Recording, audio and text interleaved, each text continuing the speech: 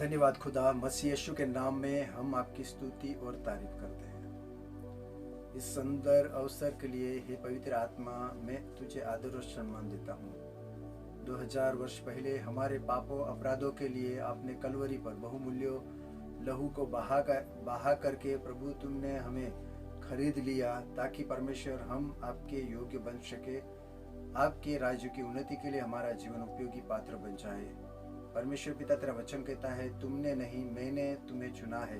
हाँ परमेश्वर, आपने मोल देकर के हमें खरीदा है, इसलिए मैं तेरा धन्यवाद करता हूँ। इस अवसर में पवित्र आत्मा, हम चाहते हैं आप हमें बातचीत करें, तेरी आत्मा की सामर्थ्य से हमें पिता परमेश्वर बातचीत करे, क्योंकि सुनने वाले के हृदय में तेरे वचन गहराई से काम करे और प्रभु तेरी इच्छा पूरा करने के लिए हम अपने आप को उपयोग कर सके। तेरा वचन कहता है, जाति जाति के लोग जब तक तेरा वचन नहीं सुनते तब तक तेरा आगमन नहीं हो सकता। लेकिन परमेश्वर, आज तेरी कृपा, अनुग्रह और आशीष जो तेरे वचन के आधार पर हम पाते हैं, वही आशीषों के जरिए परमेश्वर हम अपने आप को बचा सकते हैं। इसलिए पवित्र आत्मा, हम आपके वचन की गहराई को समझने के लिए हमारी आत्मिका को खोल दे, आत्मिक मनों को खोल दे। आदर सम्मान आप ही को देने के लिए हमें कृपा कीजिए। खुदावन यीशु मसीह के नाम से मैं मांगता हूँ, आमीन आमीन। मैं खुदावन मसीह यीशु के नाम में सबको जय मसीह। आज का जो अवसर है, आज का संडे हमारे सभी के लिए एक आशीष का संडे बन जाए, उन्नति का संडे बन जाए, आत्मिक प्रगति का संडे बन जाए। क्योंकि परमेश्वर का वचन कहता है, जो कोई भी परमेश्वर के वचनों को सुनता है या समझता है और उसके आधार पर चलता है, वो व्यक्ति परमेश्वर का उद्धार को पा लेता है। हम ऐसी विषयों को जानना चाहते हैं जो आज जोरों से इस सृष्टि में, इस दुनिया में फैल रहा है। जैसे कि इस कोरोना वायरस के कारण कहीं लोग मर गए, कहीं लोग बीमार अवस्था में है और हजारों के तादाद में हमारे भारत में भी लोग बीमार हो रहे हैं, परेशानियों को, तकलीफों को उठा रहे हैं। और ऐसे समय में हम जीवनों को कैसे बचाएं? परमेश्वर का वचन कहता है, जब पौलुस, पतरस का वचन हम सुनते हैं या सुसमाचार की बातों को सुनते हैं या पुराने नियम को हम सुनते हैं, तब हमें पता चलता है कि जो कोई भी व्यक्ति परमेश्वर के ऊपर भरोसा रखता है, उनके आत्मा के लिए परमेश्वर कुछ आशा रखा है। हमारे जीवन के लिए परमेश्वर ने बहुत सी ऐसी आशाएं रखी है। उस आशाओं को पाने के लिए हम अपने आप को परमेश्वर के हाथ में हमेशा समर्पित करते रहते हैं, समर्पित होते रहते हैं। जैसे यीशु मसीह इस दुनिया में आया, उस समय में उनके शिष्य लोग उनके साथ में था और कई लोगों ने सोचा कि परमेश्वर का राज्य शायद अभी आ जाएगा, प्रभु यीशु मसीह अपने राज्य की स्थापना कर देंगे। उस समय में पतरस ने और अन्य शिष्य लोगों ने यीशु मसीह से सवाल किया। हम एक पद को पढ़ना चाहते हैं, प्रेरितों के काम 1 अध्याय, उसकी 6वीं आयत को हम देखेंगे। अतः उन्होंने इकट्ठा होकर, उन्होंने मतलब जो लोग 120 जन थे, वो लोग और भी लोग जो 40 दिन तक साथ में घूमने वाले लोग थे, वो लोग साथ मिल करके जब थे, उसी समय में उन लोगों ने पूछा, उससे पूछा, हे प्रभु, क्या तू इसी समय इस्राएल का राज्य फेर देगा? क्या तू इसी समय में इस्राएल का राज्य फेर देगा? मतलब क्या था कि उस समय में यीशु मसीह मृत्यु के ऊपर विजय पा करके वो जिंदा हो गया था। तब शिष्य लोगों को और अन्य जो लोग भी यीशु मसीह को देखा, सभी लोग सोचने लगा कि शायद यीशु मसीह इसी समय में, इसी दौरान अपने राज्य की स्थापना करेगा। अब तो शासन किसका चल रहा है, साम्राज्य किसका चल रहा है? उस समय में रोमी साम्राज्य का शासन था। लेकिन उस समय में ये शिष्य लोग, सब लोग मिल करके ऐसा सोचा कि शायद अभी राज्य पलट जाएगा, अभी यीशु मसीह का राज्य आ जाएगा। लेकिन यीशु मसीह ने उस समय में क्या कहा था, आगे पढ़ेंगे। उसने उनसे कहा, उसने उनसे कहा, उन समयों या कालों को जानना उस समयों या उस कालों को समझना जिनका पिता ने अपने ही अधिकार में रखा है, जिनको पिता ने अपने ही अधिकार में रखा है। वचन तुम्हा- यीशु मसीह कहता है कि परमेश्वर खुद अपने ही अधिकार में वो रखा है, वो किसी को नहीं बताया। इसलिए आगे शिष्य लोगों को क्या समझाता है? हाँ, तुम्हारा काम नहीं। तुम्हारा काम इस विषय में जानकारी पाना नहीं है, लेकिन यीशु मसीह ने पहाड़ी उपदेश में या लोगों के साथ में जब था उस समय में कहीं ऐसे चिन्ह और कहीं ऐसी बातें करी थी कि उसकी बातों से लगता था कि हाँ, यीशु मसीह दोबारा इस सृष्टि में आएंगे और अपने राज्य की स्थापना करेंगे। तो उसके विषय में लूका की अंजील में देखते हैं 21 अध्याय और 28 आयत से हम एक ऐसी बातों को समझने जा रहे हैं। अगर यीशु मसीह दोबारा आएंगे तो क्या हम तैयार हैं? अगर नहीं तैयार है तो हमें कैसे तैयारी करनी चाहिए या कैसे हमें अपने आप को तैयार रखना चाहिए ताकि हम परमेश्वर के साथ उठा लिए जाए। देखेंगे 21 का 28 आयत। जब ये बातें होने लगे देखो यहाँ लिखा है, जब ये बातें होने लगे तो सीधे होकर तो सीधे होकर अपने सिर ऊपर उठाना, अपने सिरों को ऊपर उठाना, क्योंकि तुम्हारा छुटकारा निकट होगा। तुम्हारा छुटकारा निकट होगा। हम देखते हैं कौन सी बातें। देखिए 25 आयत को पढ़ेंगे, 25 आयत से लेकर के हम पढ़ते जाएंगे। सूरज और चांद, देखो सूरज और चांद और तारों में चिन्ह दिखाई देंगे। तारों में चिन्ह दिखाई देंगे। पिछले दिनों में एक सूरज के चारों ओर एक ऐसा राउंड जैसा कुछ दिख रहा था, एक चिन्ह उधर हम देखा कि सूरज की चारों ओर कुछ गोल गोल ऐसा कुछ चिन्ह दिख रहा है।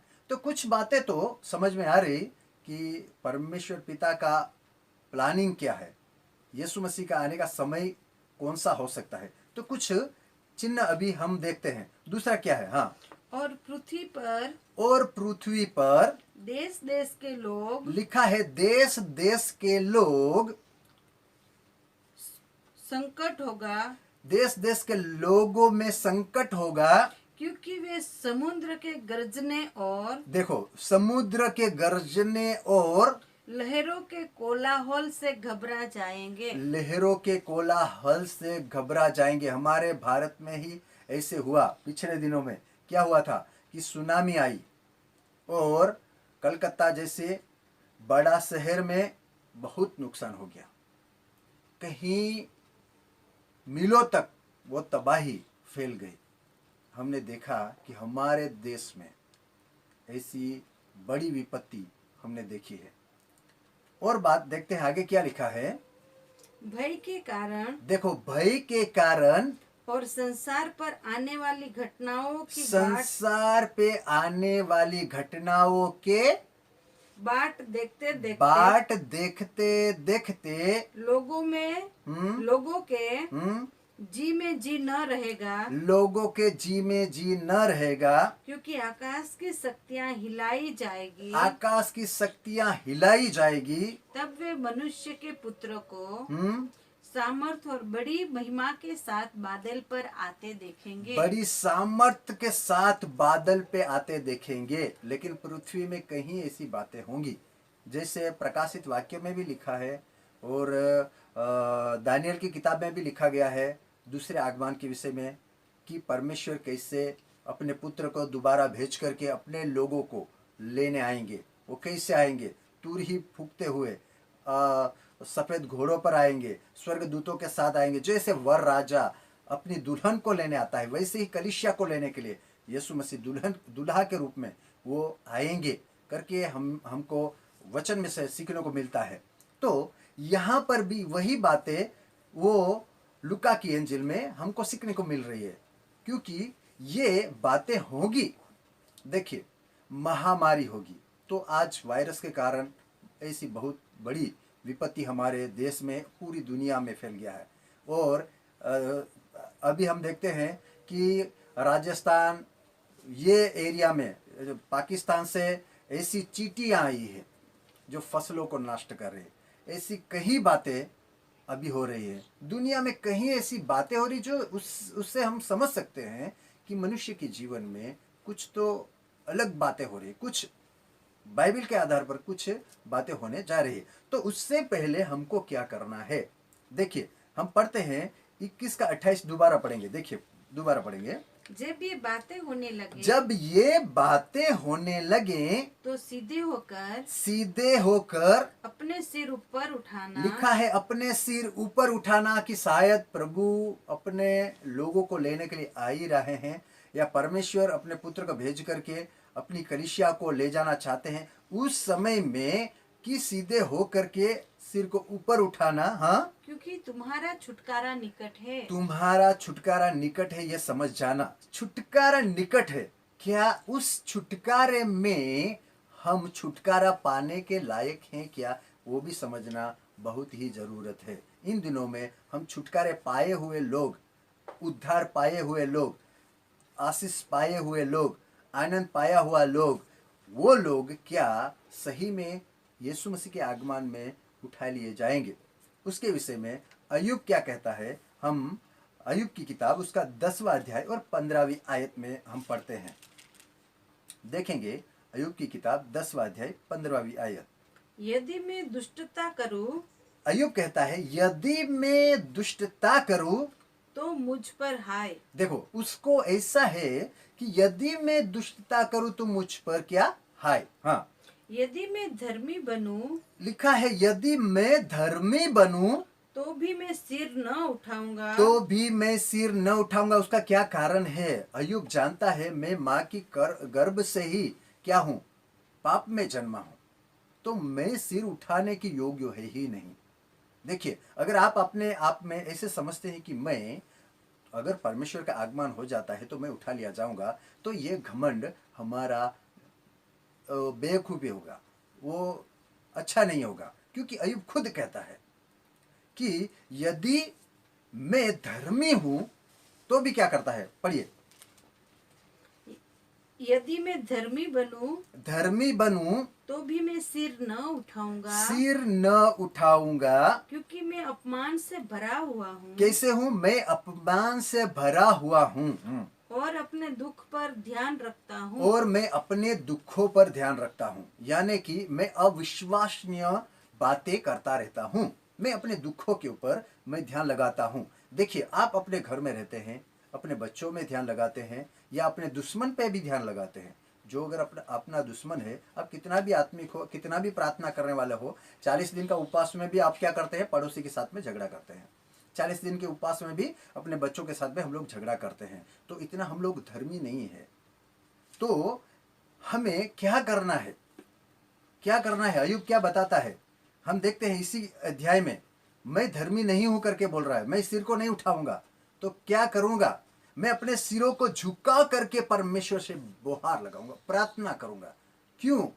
क्योंकि प्रभु मैं योग्य नहीं हूं। अगर तेरा आगमन हो जाता है तो मैं अपने सिरों को झुका करके परमेश्वर से प्रार्थना करूंगा। देखो यीशु मसीह ने शिष्यों को बात करते सुना कि कौन बड़ा है।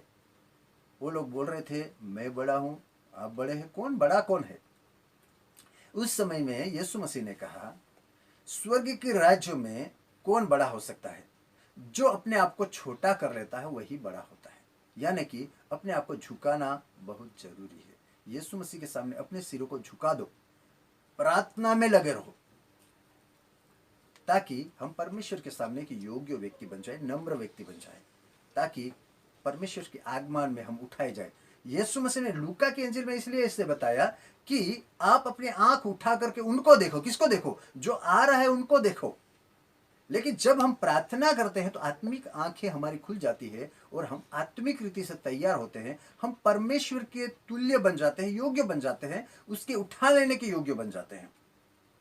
तो इसलिए अय्यूब कहता है मैं योग्य नहीं हूं, मैं तो परमेश्वर के सामने क्या करूंगा, झुक करके रहूंगा। मैं अपने आप में धर्मी अगर समझता हूं तो भी मैं क्या करूंगा, झुक के ही रहूंगा। वैसे ही हमें रहना है। इन दिनों में ज्यादा से ज्यादा प्रार्थना करना है, ताकि अगर जब भी परमेश्वर आता है, हमको पता नहीं है, किसी को भी पता नहीं है, सब लोग बोलेंगे यीशु मसीह आ जाएंगे, अभी आ जाएंगे, आ जाएंगे, तो इस बात पर आप मत ध्यान लगाओ, इस बात पर ध्यान लगाओ कि क्या हम आगमन के समय में उठा लिए जाएंगे कि नहीं। क्योंकि अय्यूब कहता है मैं अपने दुखों में क्या करता हूँ, उस पर ध्यान लगाता हूँ। हम संसारिक लोग हैं, हम संसार में अपने मनों को लगाते हैं। इसलिए परमेश्वर का वचन कहता है, हिजकिय्याह की किताब में ऐसे लिखा है, मनुष्य होने के कारण मनुष्य क्या करता है कि वो भटक जाता है या अविश्वसनीय हो जाता है। वो परमेश्वर वो जानता है कि हम मनुष्य है, इसलिए वह हमें क्षमा भी कर देता है।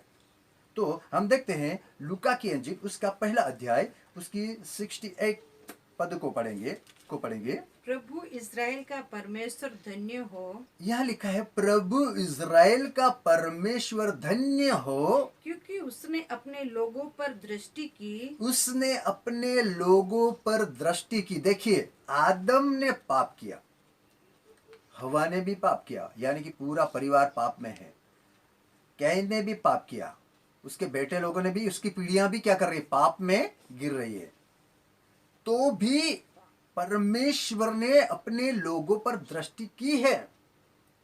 हम अयोग्य व्यक्ति होने के बावजूद वो हमारे ऊपर दृष्टि रखता है, क्योंकि वो दयालु परमेश्वर है। वो चाहता है कि हम बच जाए, उसके वचन के ऊपर भरोसा रख करके हम बच जाए। क्यों ऐसा कर रहा है वो? क्यों? क्योंकि वो चाहता है कि उसकी एक भी संतान नष्ट ना हो। हर एक संतान जो है वो उसको प्रिय है, सब लोग उनके प्रिय है। लेकिन जो लोग यीशु मसीह को जानते हैं, उसके ऊपर विश्वास करते हैं, उन्हीं लोगों को लेने आ जाएंगे। आज हम वो सबको प्यार करता है, आपको, हमको, सबको। जो लोग यीशु मसीह के बारे में नहीं जानते उनसे भी वो प्यार करता है, लेकिन वो उसको ले जा नहीं सकता, क्योंकि परमेश्वर के नियम के आधार पर जिनको परमेश्वर ने चुन लिया है या तो फिर खरीद करके रखा है, उन्हीं लोगों को वो लेने के लिए आ रहा है। जो ऐसे बताता है वचन में, हम देखते हैं कि 10 कन्याओं के विषय में लिखा है, जो 5 बुद्धिमान थी और 5 मूर्ख थी। उसमें से जिसने अपने मसाल को जला करके रखा, जब वो दूल्हा आया तब जिसकी मसाल जली थी वो लोगों को क्या किया, वो ले गया। लेकिन जिसकी मसाल जली नहीं थी वो लोग तेल लेने के लिए वो बाहर चली गई और दूल्हा आकर के वो लेके चला गया। ऐसी अवस्था हमारी ना होने के लिए हम इस वचन के ऊपर ध्यान करें। आगे देखते हैं, इसको पढ़ेंगे, रोमियो की पत्री 8 का 23 आयत को पढ़ेंगे।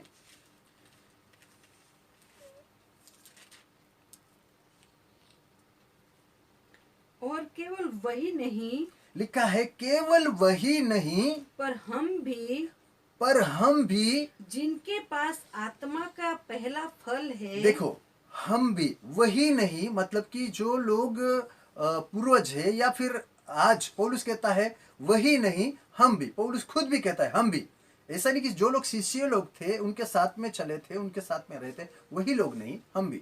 हाँ, जिनको क्या है, जिनके पास आत्मा का पहला फल है। आत्मा का पहला फल है। आप ही अपने में हाँ कहराते हैं, हाँ, और ले पालक होने की, अर्थात अपनी देह के छुटकारे की बाट जोते हैं। हाँ, जो दत्तक ले पालक, यानी कि दत्तक लिए हुए हैं हम लोग। क्या है, हमको यीशु मसीह के लहू के जरिए हमें दत्तक लिया गया है। यहूदी ही नहीं, इजरायली नहीं, जो परमेश्वर की चुनी हुई प्रजा ही नहीं, लेकिन जिनको उसने अपना मोल दे करके उसने दत्तक लिया, वो लोगों को भी आशा है, यानी कि हम लोगों को भी आशा है कि यीशु मसीह जब भी आएंगे हमें भी ले जाएंगे। उसका क्या रीजन है देखते हैं।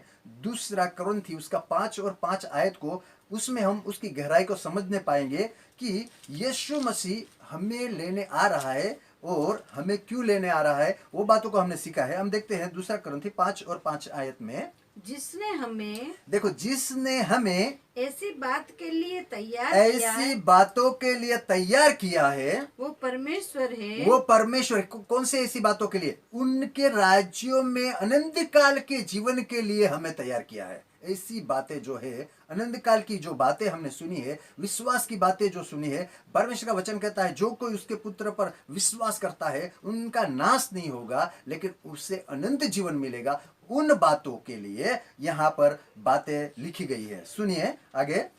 जिसने हमें ब्याने में आत्मा भी दिया है। आत्मा भी दिया है। देखो एडवांस, हम कुछ चीज पसंद करते हैं। अगर आपने घर देख लिया तो आप क्या करेंगे, घर का सूती देते हैं। यहाँ पर सूती बोलते हैं कई लोग कि सूती देते हैं, या फिर बियाना, उसका एडवांस। चलो हम 10 लाख का मकान खरीदने जा रहे, तो हम लोग क्या, हमको पसंद आ गया, हम क्या करेंगे, कुछ एडवांस दे देते हैं। तो यीशु मसीह के जरिए परमेश्वर पुत्र के ऊपर विश्वास रखने से हमारे लिए पवित्र आत्मा का एडवांस दे दिया है, एक आधार दे दिया है कि तुम्हें क्या करेगा, ये पवित्र आत्मा आपको दे दिया गया है। वो पवित्र आत्मा दिया गया इसलिए कि एक विश्वास कर सके इंसान और विश्वास में स्थिर रह सके। पवित्र आत्मा जब हमें दिया गया उसी समय में एक मोहर लगाया गया है, ऐसा मोहर कि वो पवित्र आत्मा हमें हमेशा के लिए क्या करता है, विश्वास में बनाए रखता है, परमेश्वर में बनाए रखता है, आत्मिकता में बनाए रखता है, धीरजता में बनाए रखता है, ताकि हम नाश ना हो जाए लेकिन अनंत जीवन को पा सके। वो पवित्र आत्मा हमें एक सूती के रूप में, यानी कि एडवांस के रूप में दे दिया है। और पवित्र आत्मा हमारे साथ है, आज हमारे साथ है। जो पवित्र आत्मा आगमन के समय में, यीशु मसीह के आने के समय, दूसरे आगमन में जब हम उठाए ले जाएंगे, उस समय में पवित्र आत्मा के साथ में हमको ले जाया जाएगा। वो पवित्र आत्मा हमें ले जाएगा। तो हमें क्या करना पड़ेगा, हमें इन दिनों में देखिए रोमियो की पत्री उसकी 13 अध्याय उसका 11 आयत को पढ़ेंगे। समय को पहचान कर, यह लिखा है, समय को पहचान कर ऐसा ही करो, ऐसा ही करो, इसलिए कि अब तुम्हारे लिए नींद से जाग उठने की घड़ी आ चुकी है। क्योंकि जिस समय हमने विश्वास किया था, जिस समय में हमारी अवस्था क्या थी, तब हम शायद बीमार होंगे, कुछ भी कारण होगा, यीशु मसीह के बारे में जाना, समझा, फिर वचनों के ऊपर भरोसा किया, उस समय में हमने विश्वास किया। जिस समय में हमने विश्वास किया, उस समय के विचारों से अब हमारा उद्धार निकट है। उस समय के विचारों से अब हमारा उद्धार निकट है। उस समय के विचारों से, देखिए जब बताया गया, हम बीमार थे या किसी ने हमें सुसमाचार सुनाई, उस समय में बोला कि आप यीशु मसीह के ऊपर विश्वास करो, अगर आप मर भी जाओगे तो कहाँ जाओगे, स्वर्ग राज्य आपको मिलेगा, अनंत जीवन मिलेगा। और आगे बढ़ करके अगर अच्छी रीति से समझाया होगा तो बोला होगा, जब यीशु मसीह आएंगे तो मुर्दों को क्या करेगा, वो फिर से जिलाएगा और कब्र खुल जाएगी और मुर्दे जी उठेंगे और हमें उठाया जाएगा, अनंत जीवन के लिए हमें ले जाया जाएगा, अनंत जीवन के राज्य में हमें प्रवेश कराया जाएगा। ये सब बातें हमने सुनी और हमने विश्वास किया कि सही में एक दिन परमेश्वर पुत्र यीशु मसीह आएंगे और हमें ले जाएंगे। वो विश्वास के साथ में हमने क्या किया, उन पर भरोसा करके, हमने जिन बातों के ऊपर भरोसा करके इंतजार किया है। कई लोग इंतजार करना छोड़ देते हैं और पुराने जीवन में चले जाते हैं, खाना पीना, और वही पहले से भी खराब आदत हो जाती है, क्योंकि छुटकारा मिल जाता है। लोगों को लगता है बस अभी हो गया, अभी तो हम क्रिश्चियन हो गए। अरे फिर दारू मसी, झगड़ा मसी, बीड़ी मसी, गुटखा मसी बन करके रह जाते हैं। और ऐसे लोगों को परमेश्वर ने ले नहीं आएंगे, ऐसे लोगों के लिए परमेश्वर ने वायदा नहीं किया। कैसे लोगों के लिए वायदा किया, इसी वचन में हम आगे देखते हैं। रात बहुत बीत गई है, यह लिखा है, रात बहुत बीत गई है और दिन निकलने पर है, इसलिए हम अंधकार के कामों को त्याग कर, लिखा है कि अंधकार के कामों को त्याग कर कौन सी बातों को याद करें, हम पहले वाली बातों को याद करें, जो सुसमाचार सुनाया गया था वो बातों को याद करें और अंधकार को छोड़ दे हैं। और अभी यहाँ रात तो बीत गई है और क्या करना है, दिन निकलने पर है, दिन निकलने पर है, यानी कि यीशु मसीह के आने का समय निकट है। हाँ, इसलिए हम अंधकार के कामों को अंधकार त्याग के कर कामों को त्याग कर ज्योति के हथियार बांध ले। ज्योति के हथियारों को बांध ले। कौन से हथियारों को? ज्योति के, प्रकाश के हथियारों को बांध ले। प्रकाश, ज्योति के हथियार कौन से हैं? हम देखते हैं एफएसियों की पत्री में देखेंगे ज्योति के हथियार के विषय में। एफएसी की पत्री 6:10 आयत से पढ़े।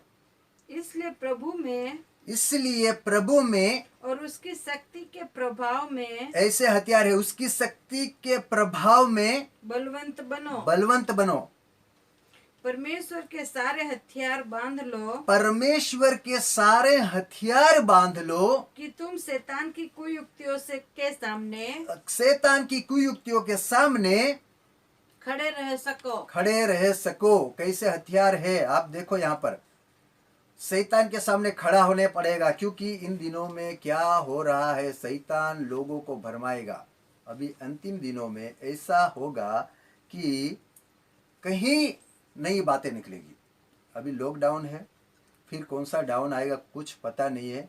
आज तो शायद हमें मौका मिल रहा है परमेश्वर की आराधना करने का, तो हम लोग थोड़ा बहुत ऐसा विश्वास रखते कि नहीं, हम लोग थोड़ा क्या है, आत्मिकता में तैयारी में है कि परमेश्वर का आगमन हो जाए। अगर ये दुख का दिन है, समस्या का दिन है, परेशानी का दिन है, उसके हिसाब से भी हम लोग कई बार सोचते हैं चलो भाई प्रभु आ जाएगा, उससे अच्छा है चलो इस लॉकडाउन में प्रार्थना करें, उपवास करें, मेहनत करें, ताकि क्या करें, क्या हो सकता है, बच सकते हैं। तो ऐसा अवस्था होता है। लेकिन जब आगे चल करके हमारे ऊपर सताव होने लगेगा, कहीं रीति से हमारे ऊपर दबाव डाला जाएगा, धार्मिकता के विषय में, प्रार्थना के विषय में अगर हमारे ऊपर थोड़ा दबाव आ जाएगा, तब क्या करेंगे? तब हम आत्मिक रीति से हम स्थिर नहीं रहेंगे। आज देखो लॉकडाउन के कारण कितने लोग घर में बैठे हैं। कई लोग तो वचन, बाइबल नहीं पढ़ा होगा, कई लोग परमेश्वर के वचनों को सुना भी नहीं होगा, मोबाइल में देखता होगा, इंटरनेट में क्या क्या बातें देखते होंगे, क्या नहीं देखना है, क्या देखना है वो भी जानते हुए भी क्या करेंगे, वो नहीं देखेंगे, लेकिन वो कुछ और ही बातें देखेंगे।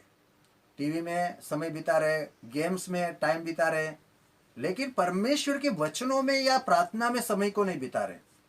परमेश्वर को कैसे इन दिनों में ज्यादा से ज्यादा अपने निकट रखना चाहिए या उसके निकटता में रहना चाहिए, वो बातों को भूल करके हम लोग अपने काम में लगे रहते हैं। जैसे अय्यूब कहता है कि मैं अपने दुखों के ऊपर ध्यान लगाता हूं। अरे भाई, इन दिनों में कौन सी बातों में ध्यान लगाना है कि अगर यीशु मसीह का दूसरा आगमन हो जाए तो क्या है, हम उठा ली जा सके। लेकिन ऐसी बात नहीं है, हम लोग और ही कुछ बातों में ध्यान लगा करके बैठे हैं। इसलिए परमेश्वर का वचन हमें यहाँ पर कहता है उनके हथियारों को क्या करो, सज लो, ताकि आप लोग क्या करें, शैतान के सामने स्थिर रह सको और यीशु मसीह के आगमन के समय तक आप विश्वास योग्यता से स्थिर और मजबूत रह सके। हमने कई बातों को देखा परमेश्वर के विषय में, परमेश्वर के आगमन के विषय में, लेकिन उस तैयारी के साथ में एक बात को अगर हम अपने जीवन में तैयारी के साथ में रहने के लिए जो करनी आवश्यकता है, जरूरत है, वो बातों को हम देखते हैं। एफिसस की पत्री उसके 4:30 आयत को पढ़ेंगे। परमेश्वर की पवित्र आत्मा को शोकित ना करो, पवित्र आत्मा को दुखी ना करो। देखिए बाइबल में यीशु मसीह ने कहा था जो मेरे विरोध में बोलेंगे उनको क्षमा कर दिया जाएगा, लेकिन पवित्र आत्मा के विरोध में जो कोई भी बोलेगा उसको कभी भी क्षमा नहीं किया जाएगा। आज इन दिनों में हम उस पवित्र आत्मा को अगर दुखी करते हैं तो निश्चय ही जान लो कि हम स्वर्ग राज्यों को नहीं पा सकते।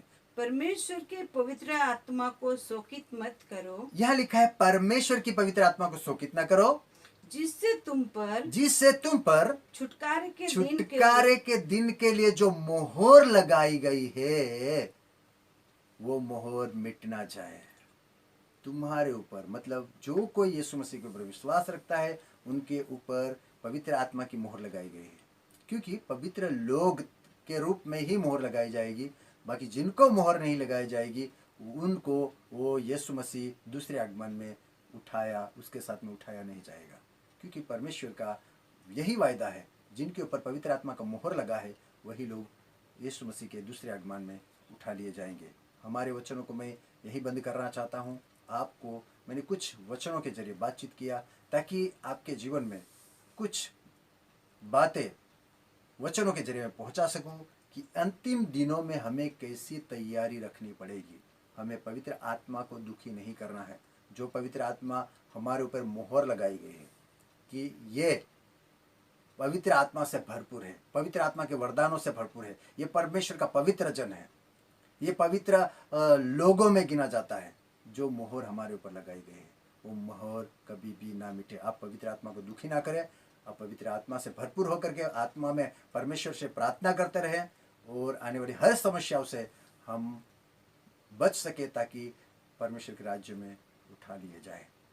विश्वास करते हैं वचनों के जरिए परमेश्वर ने आप सबको आशीष दिया है। हम अपने आंखों को बंद करेंगे और प्रार्थना करेंगे। हे सर्व सामर्थी, सर्वव्यापी, सर्वज्ञानी परमेश्वर, आप जानते हो हम मनुष्य हैं। मनुष्य होने के कारण प्रभु जी कई बातों में हम वो अविश्वास योग्यता से बात करते हैं। जैसे अय्यूब कहता है, मैं तो दुखी मनुष्य हूँ, इसलिए हाँ परमेश्वर पिता मैं अपने दुखों में ध्यान लगाता हूँ। आज लोग अविश्वास के कारण परमेश्वर पिता भटक जाते हैं। हाँ प्रभु जी, जरूरतों के कारण भटक जाते हैं, लोभ के कारण भटक जाते हैं, लालच के कारण भटक जाते हैं, आंखों की दृष्टि जहाँ भी पड़ती है उन चीज़ों के ऊपर मोह लगाने के कारण भटक जाते हैं। ऐसा ना होने के लिए पवित्र आत्मा तो अधिक मदद करना और आपके महिमा के लिए हे मेरे परमेश्वर सभी को अनंत काल का जीवन को प्राप्त करने के लिए आप सबको मदद करना। हे मेरे परमेश्वर, हम विश्वास रखते हैं हमारे मांगने से बढ़ करके ठोकने से पहले हमारे लिए जो पवित्र आत्मा आपने भेज करके मोहर लगाया है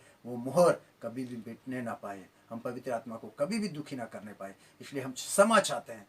हे मेरे परमेश्वर, हमारे गुनाहों को तू धो दे, अपनी महिमा के लिए हमारे जीवन को उपयोग कर।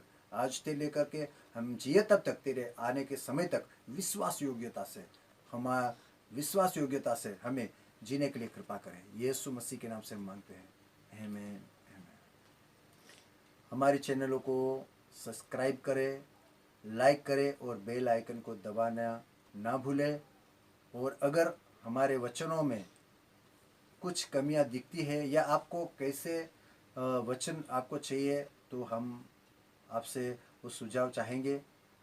जो भी हमें परमेश्वर सिखाता है वो वचनों को हम आपके बीच में ले आने की कोशिश करते हैं, ताकि हम सब यीशु मसीह के दूसरे आगमन तक विश्वास योग्यता से बच सके, चल सके और उसके राज्य के सहभागी हो सके।